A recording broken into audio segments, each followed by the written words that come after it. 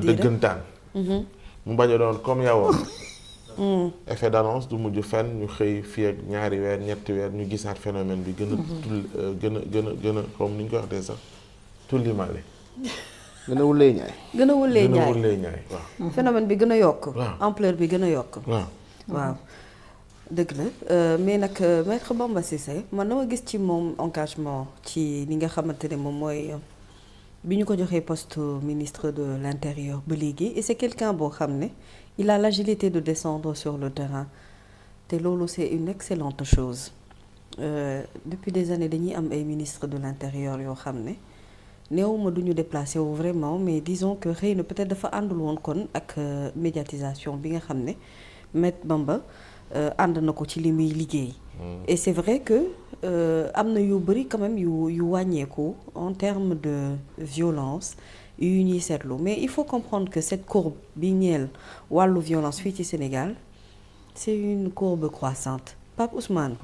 ñun ndeysaan dañ ñu daan nettali bi sàcc ba duggee ci biir kër gi ba mu tawee dugg foofu la ñu tolloon dépassé nañu bi sàcc bi duggee. yegg nañu ba ci aujourd'hui on parle de braquage au Sénégal. C'est-à-dire j'ai entendu maître Bamba Cissé dire que effectivement chiffre braquage yi ñu ngi wàññeeku parce que police sénégalaise ak gendarmerie ñu ngi ciy def liggéey bu am solo ndax saa su nekk nga dégg ñu ne la bande bi nga xam ne ñoom ñoo attaqué woon ay hôtel jàpp nañ leen loxo la bande bi nga xamante ne ñoo braqué woon ay station de service jàpp nañ leen loxo et je l'ai dit police sénégalaise xarañ nañu xeetu xarañ boo xamante ne nii ci wàllub maanaam di wër ay fugitifs rek war leen a jàpp pour nga rëcc leen wala que nga échapper entre les mailles des filets c'est en général très très rare la plupart du temps dañuy def ñoom liggéey bu am solo mais malheureusement comme je dis la lumière n'est pas souvent faite ci ñoom li ñuy def c'est vrai que ay saisine de drogue day am ñu koy annoncer par exemple ci journaux yeeg yeneen yu ni mel di wax ne chiffre douane sénégalaise li muy jot a liggéey mais loolu dafay wane non seulement l'entrée de la drogue fii ci Sénégal mu wane ne léegi plaque la boo xamante ne c'est une plaque incontournable au Sénégal maintenant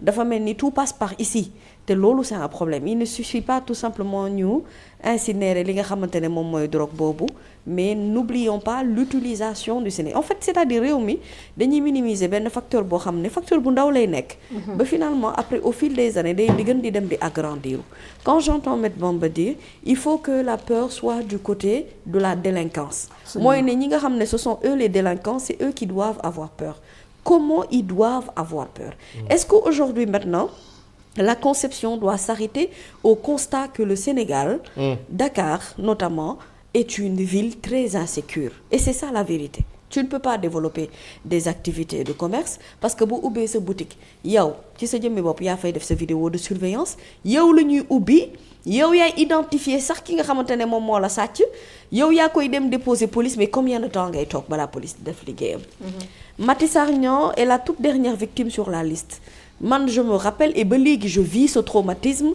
être agressé avec 6 personnes yu ma wër ak ay paaka ak ay jaasi te traumatisme boobu ba tey dama koy dund c'est-à-dire Maty Sarr li mu dund nii tey trauma la bu koy topp ak képp koo xamante ne tu as été une fois dans ta vie agressé tant que agressé wuñu la yow doo comprendre li ñuy wax nii donc dañoo jóge ci ay sàcc jóge ci ay dugg ci ay boutique di jël léegi ñu dem ba ci système wu léegi tous ceux qui sont pratiquement en train de commettre ces actes de vol la plupart du temps c'est des gens armés fan la ñuy procurer woo armes yi kan moo leen koy jaay de manière illicite yow mii nga xam ne yow yaa nekk ci sa biir kër tu es obligé maintenant nga dem uti port de détention d'armes boo xamante ne moo lay permettre nga mën a sécuriser et encore am na loo xamante ne juriste je parle sous ton contrôle lu la yoon may ak loo xamante ne yoon mayu la ko même bu fekkente ne da ngaa bëgg a aar sa bopp légitime défense am na nu nu ko tënkee du situation yépp mooy nekk situation de légitime défense yow boo nekkee ci sa biir oto boo yorul arme léegi tu es obligé nga yor sa pompe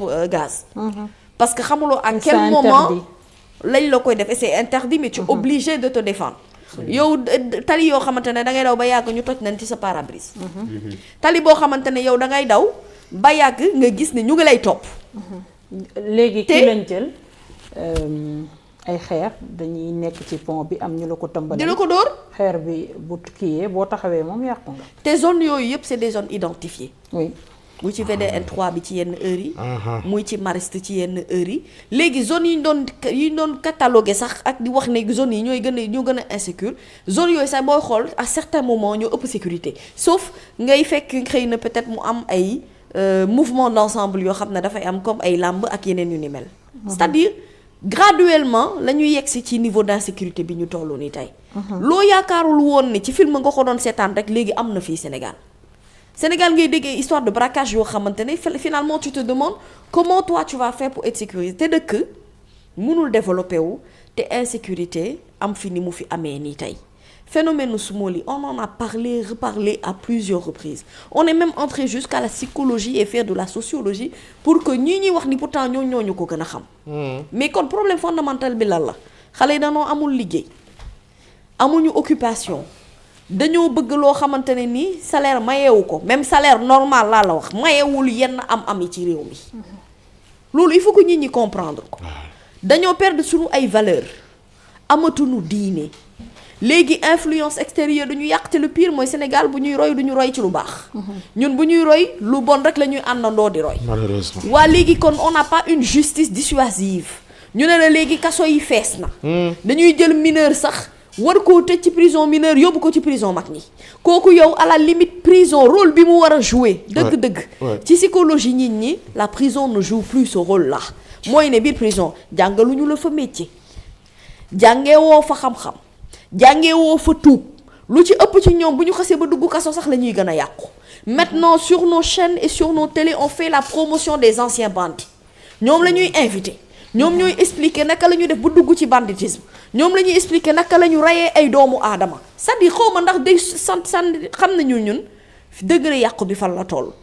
la vraie question mooy bu police defee liggéeyam mooy ñu fexe ba qu'il y ait assez de police de proximité qui peuvent agir rapidement et vite qui peuvent être mobilisés en cas de besoin ndax Sénégal nga yëkkati sa téléphone woo police mu ne la awma essence.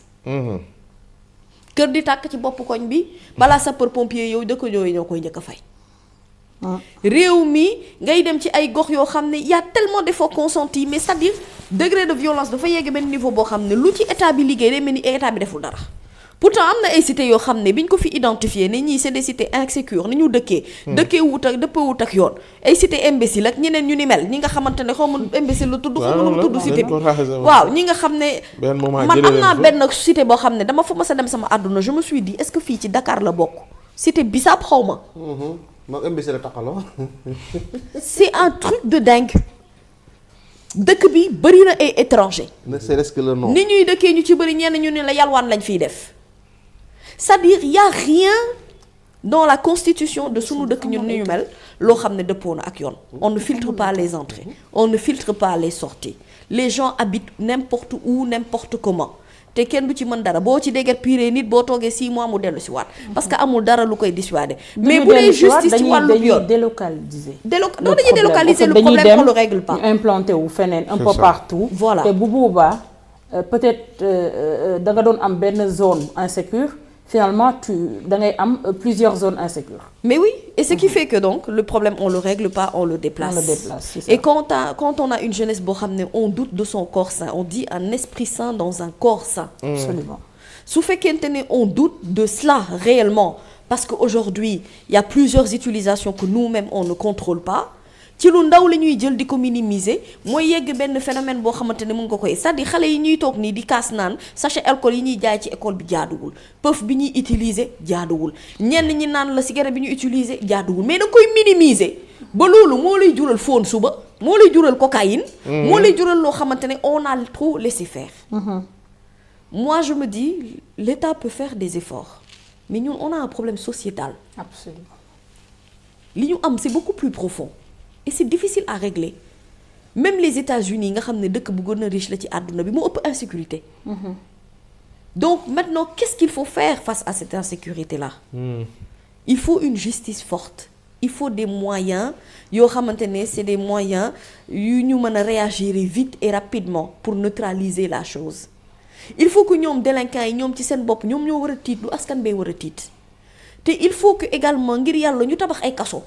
Au moins ñu mën a respecter li yoon wax te ku ñu ci tëjit ñu respecter li nga xamante ne moom la yoon teg ci sa kaw te ci biir kaso boobu ñu jàng fa defar doomu aadama pour bu génnee également réinsertion ci biir société bi mu bañ a doon loo xamante ne dañ koy recommencer waat tout le temps parce que vraiment plus ñuy gën a aspirer à être un pays développé mais plus ñuy gën a bëgg xaalis plus ñuy gën a mën a aujourd'hui egg benn niveau de vie plus ñuy am problème contenir insécurité bi Sénégal am te c'est des questions sérieuses yoo xam ne pour man tous les départements qui sont concernés y compris la sociologie des Sénégalais y compris yar bi ci biir kër gi kenn ku ci nekk rôle la boo xamante ne tous les jours da nga ko war a mën a def pour ñu mën a arriver à une solution durable voilà. Jërëjëf Adjaratou Mamy, tu as parfaitement raison. C'est un problème, nous avons un problème sociétal et il y va de la responsabilité de tout le monde. Certes dinañ ci wax tous les jours mais ça ne va pas régler le problème tant que dellu si waatuñu ci nos vraies valeurs dellu si waatuñu ci ni ñuy yaree xale yi yar bi nañ ko xoolaat léegi da ngeen di wax peut-être ñu ngi wax promiscuité ñu ngi wax li nga xamante ne mooy xale yi li ñuy jëfandikoo yooyu yëpp dëgg la mais xam nga fan la tàmbalee ci pëf bi ñuy bàyyi xale yi di ko utiliser dëgg la de ça démarre par ça souvent tey da ngay gis sax benn xale da ngay nekk ak parent am xale bi commencé ko utiliser nga ne ko mais gis nga sa doom li muy utiliser li mu lay njëkk a wax tu es archaïque naan la dafa bàyyi leen xale yi bàyyi leen nangam il faut pas trop tirer sur les enfants da nga metti da nga def nangam alors que yow da nga gis yoo xamante ne xamoo ko woon yow bi ngay jàng amoo woon fitu def loolu yow bi ngay nekk xale am na yenn yoo xamante ne xalaatoo woon sa xel di ko fooye donc quand tu vois xale yi di ko fooye léegi ça te fait peur da ngay gis xale yi léegi fit bi ñu am sax mag ñi amuñu ko woon mais moo tax est-ce que xam nga moo tax xale yi ils sont beaucoup plus violents que ñun suñu génération. ils sont très violents. souvent da ngay dégg yenn scandale yi ñu naan la élève ba kat dóor na maître am wala dóor na professeur am. mais ñun boo seenaan sa maître wala sa professeur da nga daan daw fàq dugg si biir kër. te balaa ngaa dugg ci sa biir kër di nga dajeek sa tonton wala sa tante bi nga dëkkal koñ bi nga xamante ne maanaam mënoon na la corriger sax te sa yaay ak sa papa du ci wax. non mais léegi xale yi si boppam maanaam esprit sain boobu la ñu amul. amuñu ko. amuñu ko te le pire mooy ne nous les parents on ne voit même pas le danger et c'est ça le pire. mooy ni gisuñu danger bi en réalité. Mamy déjà amuñu maîtrise ci xale yi lan la ñuy seetaan. dañu naan contrôle parental. mais carrément xale yi ni ñu xamee ni ñuy contourner contrôle parental. xam nañ lépp parents yi sax mënuñu ko comprendre. xam nañ lépp parce que yow même mag boo ko xamee tu te demandes xale bi nga xam ne tu peux lui donner ton téléphone mu yëndu la benn yoon nga dugal sa code mu dugal code bi. xale bi di seetaan Netflix comme yow.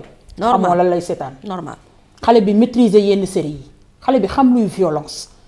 xale bi dessin animé yi muy suivre sax des fois amatuloo yow maîtrise bi ci moom. xale bi di dugg YouTube. lépp lañ xam. xale bi di xool yenn yi chat GPT. da ngay dugg tu lui demande comment faire pour nga mën a suicider wu mu won la. naka ngay def pour mën a. mais chat GPT moom amul moroom moom. chat GPT mooy application xale yu bees man xale bu ndaw moo ko xamal. ah man mii sama doomam ma xamal chat GPT. bi ma waxee ba pare may wax ak chat ma ne ko waaye nan ngeen def ba xam li. chat GPT les enfants sont tellement en avance. léegi chat GPT la ñuy defee exercice. am na ci commentaire yi am na bu ma ci gis bu am solo. oui moo xam ne mag ñee ko war a bàyyi nag. mooy lan mooy chicha. chicha. mag ñee ko war a bàyyi. gis naa ko xale yi dàq chicha ñëpp di. parce que mag ñee inspiré xale yi. mais yow kaay ma wax la. gis naa ko bind léegi lu am solo. xoolal na mag ñi bàyyi chicha parce que. xoolal boo génnee guddi les samedi xam nga nit ñi léegi neen dañoo open dañoo moderne. ba da ngay génn am na ay endroit à Dakar yoo xamante ne am na âge boo xam ne boo ko amoon yow amoo woon fit dem fa. da ngay dem nga fay fekk ay xale yu am 16 15 17 boo moytul ñu toll ni yow. waaw looloo tax léegi mag ñi dañ leen koy bàyyil. yow mag yow xamoo nan la ñuy xëccee chicha ba mu génn ñoom dañuy xëcc bay jaarale ci bakkan di aj muy dem. ah évidemment non mais mag mi chicha sax kooku am na conscience ci li muy def. absolument mu ngi jël ay responsabilités par rapport ak li muy def le danger mooy xale bi nga xam ne xamul lu muy def en fait moo tax quand tu communiques avec la génération d'aujourd'hui il faut pas que ngay waxtaan ak ñoom comme si xale yi xamuñu dara xaw ma nag Papa Ousmane xam nga li may wax. da ngay jaar ci digg bi ndax ñoo la da ngay jaar ci il faut que la communication change yarin bi change li ko Xaadim doon waxee sànq xale yi léegi boo leen di yar mënoo leen yar comme man ni ma sama yaay yare da nga leen di yar ci ñu mag yéen a tolloo génération. li nga xam yëpp man xam naa ne yow xam nga. léegi nag pour mooy tëndiku fii ak fii ngay jaar pour éviter ça et ça et ça il faut enlever tous les tabous avec les enfants. Ce ne sont plus des enfants, ce sont des enfants très éveillés. Et xale dernière génération bi ay iOS lañu. Donc ñooñu booy wax ak ñoom da ngay wax ak ñoom ci loo xamante ne yow xam nga ne xam nañu ko ba pare. C'est très compliqué. Parce que sinon vous passez à côté de l'éducation de vos enfants. Walaay am na ñoo xam ne ils sont très stricts ci seen biiri kër ak ci seen i njaboot. am na mais xale yi li ñuy defi ci biti lañ koy defi. parce que ñemewuñu ko def ci biir. da ngeen pëf bi mooy cigarette électronique la mais dañu ko yor mais ni ko yor blanco. Il faut vérifier seeni saagu doom yi. Souvent dafay niroog crayon yi nga xamante ne dañu ko defar ba mu rafet wala mu niroog blanco wala mu niroog daal fooyekaay gadget nga koy teg du gadget tuxukaay la xale yaa ngi ciy tux jéppi ngeen ma samay xarit ngeen nee ngeen da ngeen ñuy seetaan te da ngeen ñoo bëgg. Baaru yaa ngi génne seen ay clé mais nañ waxante dëgg seen saag yi yëpp foofu nit voilà xaw ma boole leen seen parents yi comme ça ñu nangu ko alors xam naa li mooy ndax képp jotaay bi ba ëllëg incha allah ñu daal di ñëwaat ci beneen numéro bu Café Actu Juriste on te donne rendez-vous demain. waaw Alaaji